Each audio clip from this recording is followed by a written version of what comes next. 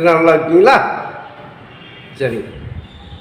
மகாராஷ்டிராவில் மாலேகான்கிற ஊரில் ஒரு பெரிய கல்யாண மண்டபம் இருக்குங்க.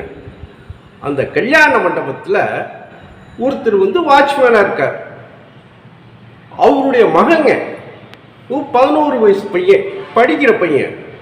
அன்னைக்கு அந்த கல்யாண மண்டபத்தோட கேட், மெயின் கேட்டு திறந்துருக்கு. உள்ளே உட்காந்து அந்த பையன் செல்ஃபோனை வச்சுக்கிட்டு ஏதோ கேம்ஸ் விளையாண்டுக்கிட்டு இருந்திருக்கான். கேம்ஸ் விளையாண்டுக்கிட்டு மட்டும் வீட்டில் இருக்காங்க. அப்போ அந்த நேரத்தில் ஒரு சிறுத்தை உள்ள அந்த கல்யாண மண்டபத்துக்குள்ள நுழைஞ்சிருச்சு. அந்த கேட் திறந்துருச்சுல, அது வழியாக உள்ள நுழைஞ்சு வந்துருச்சுங்க. அந்த சிறுத்தை இந்த பையன் உட்காந்துருக்கதை கவனிக்கல. ஆனால் இந்த பையன் விளையாடிட்டு இருந்தாலும் அந்த சிறுத்தை உள்ள வர்றத இவன் பார்த்துட்டான்.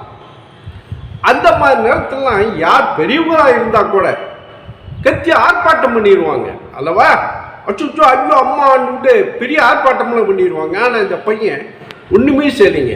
அந்த சிறுத்தை நேரம் உள்ளே போக இவனை தாண்டி போயிடுச்சுங்க. போன டக்கு நேரம் போய் மெயின் கேட்டை போய் சாத்திட்டா. வெளியில் இந்த பையன் அந்த கல்யாண மண்டபத்தை விட்டு வெளியே போய் வெளியே கதவை சாத்திட்டான். உள்ள சிறுத்தை மாட்டிச்சு.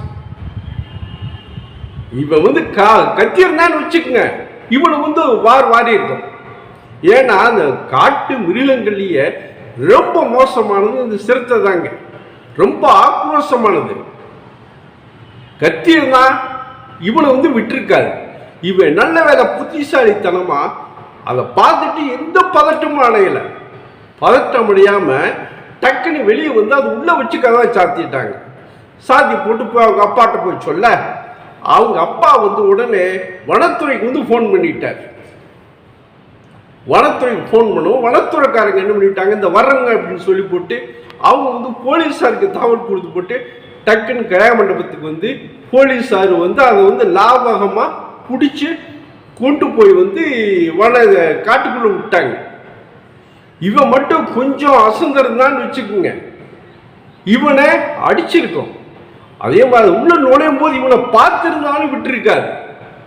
நல்ல வேலை எதேட்சியா இவனை அந்த சிறுத்தை பார்க்கல. இவனும் எந்த பதட்டமும் படாமல் சவுண்ட் எதுவும் கொடுக்காம டக்குன்னு வெளியே போய் புத்திசாலித்தனமாக கேட்டை சாத்தியிருக்கான் பாருங்க.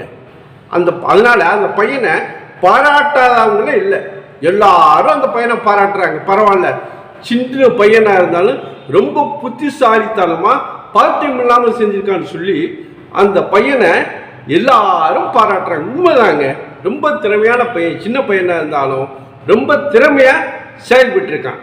சரிங்க, வேற ஒரு நல்ல பதிவோட மறுபடியும் நான் நாளைக்கு சந்திக்கிறேன். நன்றி.